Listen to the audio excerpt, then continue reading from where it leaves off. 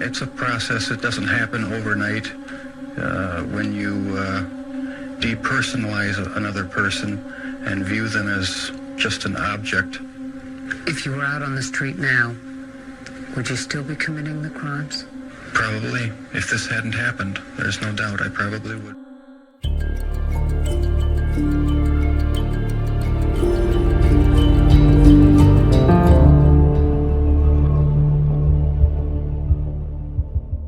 Olá, meu nome é Vitor Santos, eu sou especialista em linguagem corporal, investigador profissional e perito técnico das microexpressões faciais. E você está no canal Metaforando, o maior canal de linguagem corporal do mundo. E hoje falaremos sobre Jeffrey Dahmer, conhecido por muitos como o vampiro ou canibal de Milwaukee. Além de analisar trechos de uma entrevista polêmica de Jeffrey Dahmer, fazemos também um questionamento com esse vídeo. Será que alguém nasce malvado? Ou se torna malvado? Fica até o final do vídeo que você vai entender mais sobre isso. Mas antes, vale a pena lembrar que se você quer ver mais vídeos como esse, onde a linguagem corporal é comentada de forma técnica por um perito facial que é certificado, se inscreve nesse canal, curte e compartilhe os nossos vídeos. Jeffrey Dahmer foi o nome de um dos maiores e mais conhecidos serial killers do mundo. Ele matou cerca de 17 homens entre 1978 e 1991 e todas as suas vítimas tinham ali de 18 até 35 anos de idade. Na vasta maioria de seus casos, Jeffrey Dahmer optava por matar pessoas à margem da sociedade e que eram homossexuais. Dahmer encontrava suas vítimas em bares e os atraía para sua casa,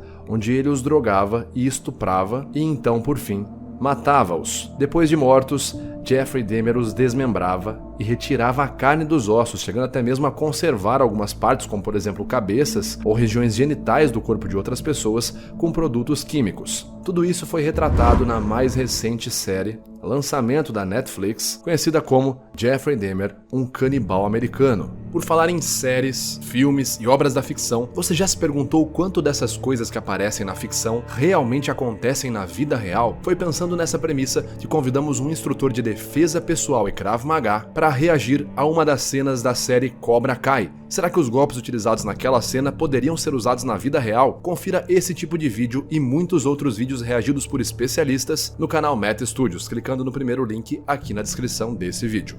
Nesse vídeo trazemos uma entrevista muito polêmica e muito emblemática, na qual Jeffrey Dahmer aparece ao lado de seu pai, falando principalmente que sua família não foi a principal responsável pelas atitudes dele. E aí, o que você acha? A família de Jeffrey Dahmer teria influenciado no processo para que ele se tornasse o que se tornou? Ou ele já teria nascido dessa forma? Vamos ver algumas das suas emoções nesse momento, nessa entrevista. Lembrando que esse vídeo foca em falar sobre a linguagem corporal e o comportamento não verbal. That what you did would lead your father to ask himself all kinds of questions. That's true. Where did I go wrong? Was there something I could have said or done to have prevented this? Right. Did I, in some way, create or contribute to the terrible acts my son committed? I understand that.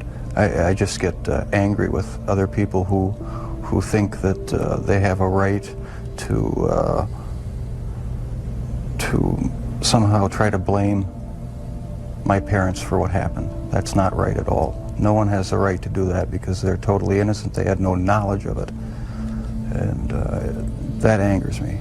Nesse primeiro momento, após Dahmer dizer que ele é o único responsável pelos seus crimes, o entrevistador indaga se ele entende que as coisas que ele fez não podem ter gerado no seu pai um sentimento de culpa, se questionando onde ele teria errado. Aqui é interessante observar a resposta de Dahmer. Ele diz que entende e que fica bravo com quem diz que seus pais possuem alguma culpa, que o único culpado pelos seus crimes é ele próprio. Mesmo o repórter tendo mencionado que as ações de Dahmer trouxeram sentimentos negativos ao seu pai, a preocupação principal dele é o que as pessoas pensam e não os sentimentos de seu pai. Isso é o que fica claro pra gente na análise do discurso. Tanto que logo na sequência, seu pai responde a pergunta do repórter contando o que ele sentiu. Outro ponto que poderia também ser observado é que, conforme comentado por inúmeros especialistas, como a doutora Ana Beatriz ou o Dr. Guido Palomba, pessoas que são criminosas por crimes hediondos, como é o caso do Jeffrey Dahmer, se enquadram na maioria das vezes na característica de psicopáticos. E um psicopata é caracterizado pela ausência de empatia. O fato de Dahmer nessa resposta falar de si, falar que a culpa é dele, falar que ele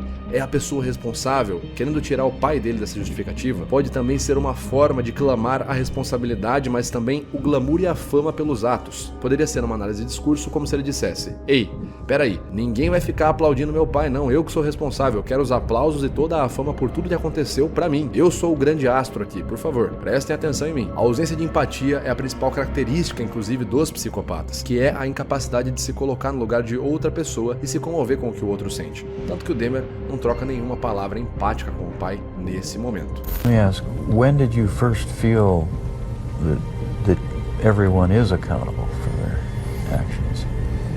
Well, thanks to you for sending that creation science. Já aqui nesse outro trecho, o pai de Dahmer pergunta a ele quando que ele se deu conta de que teria que pagar por todos os seus atos. Nesse momento vemos em Dahmer um micro sorriso, caracterizado pela contração no músculo zigomático maior que puxa ali os cantos dos lábios bilateralmente em direção às bochechas, ao 12. A expressão de felicidade nesse momento, levando em conta essa pergunta, é algo que pode ser considerado como no mínimo incoerente pelo contexto. Alguém falar sobre crimes que você cometeu e sobre a culpa e a responsabilidade que você terá com eles, e você demonstra um sorriso de felicidade. Isso pode ser um grande indicativo da ausência de culpa que Jeffrey Dahmer tem em relação aos crimes que cometeu. Growing up, did you feel that you were accountable to your dad or to your mom as the authority figure in the house? Yes, I did. I mean, they didn't let me run wild. They disciplined me, and so I felt accountable to them. But afterwards. Nesse outro trecho, o entrevistador pergunta se ele nunca sentiu que deveria prestar contas aos seus pais. Dahmer responde que sim, pois seus pais o disciplinavam. E nesse momento vemos uma expressão de raiva, caracterizada pela contração das AUs 24, mais 6, mais 4. Um dos gatilhos que pode estar associado aqui é o gatilho de submissão, e daí talvez venha a raiva que Jeffrey Dahmer sentiu nesse momento. Como é explicado em Dangerous Personalities pelo especialista e ex-criminal profiler do FBI, John Navarro, psicopatas se consideram superiores, quase como se fossem deuses ou figuras super especiais. Para eles é extremamente difícil ter que baixar a cabeça para alguém ou prestar contas para outra pessoa. Então nesse momento, quando o repórter faz o Dahmer lembrar disso, que ele tinha que prestar conta para os pais dele, faz total sentido ele sentir raiva ao lembrar que de fato ele tinha ali a sensação de ter que contar algo para os pais dele. So I felt accountable to them, but afterwards, after I left the home, that's when I started wanting to sort of create my own little world where I could be the one who had the complete control. Na sequência, inclusive, ele conta que quando saiu da casa dos pais, começou a querer criar seu próprio mundo. E nesse momento vemos uma expressão de desprezo. A emoção de desprezo é uma emoção associada à sensação de superioridade, o que é comum na psicopatia. O psicopata, justamente por não se comover com as coisas da mesma forma que as outras pessoas, por conta da ausência de empatia, se sente superior aos outros. Nós conseguimos ver então uma emoção de felicidade nesse momento, nessa entrevista. Nós conseguimos, na análise de discurso, ver que o Dahmer prioriza em seu discurso falar sobre si e não ter respostas empáticas com seu pai. E vimos que ele tem uma sensação de desprezo quando fala que começou a criar o seu próprio mundo. E aí chegamos na pergunta desse vídeo. Na sua opinião, psicopatas nascem assim, malvados desse jeito, ou se tornam pessoas malvadas ou psicopatas ao longo da vida, baseado em suas vivências? Confesso que essa pergunta é muito difícil, eu lembro de ter feito ela em uma live com o Dr. Bruno Farias, uma grande referência em psicologia nas redes sociais. Também li e pesquisei sobre essa mesma pergunta no livro Anatomy of the Violence, de Andy Ryan, e de fato essa é uma pergunta muito difícil de ser respondida. A psiquiatra Ana Beatriz Barbosa demonstra em seu livro Mentes Perigosas que a psicopatia apresenta dois elementos causais fundamentais: uma disfunção neurobiológica e o conjunto de influências sociais e educativas que o psicopata recebe ao longo de sua vida. Basicamente, essa inclusive é a visão que eu tenho sobre o tema. Ou seja, o psicopata nasce, de fato, com uma predisposição genética, que faz com que ainda na infância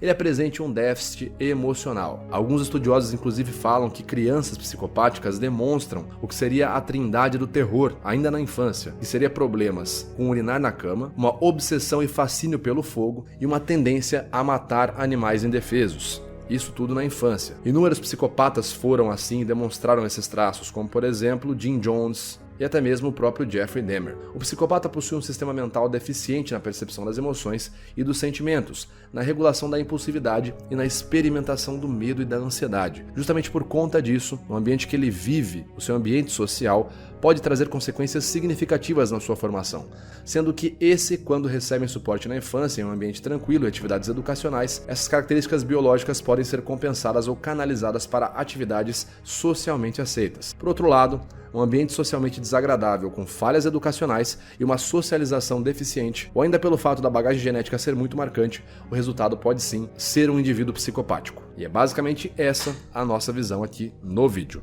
Dito isso, finalizamos então a nossa análise sobre o caso Jeffrey Dahmer. Bom, o nosso vídeo vai ficando por aqui. Eu espero que tenha dado para dar alguns insights para vocês possam ter compreendido mais coisa sobre o mundo criminal e sobre o mundo não verbal.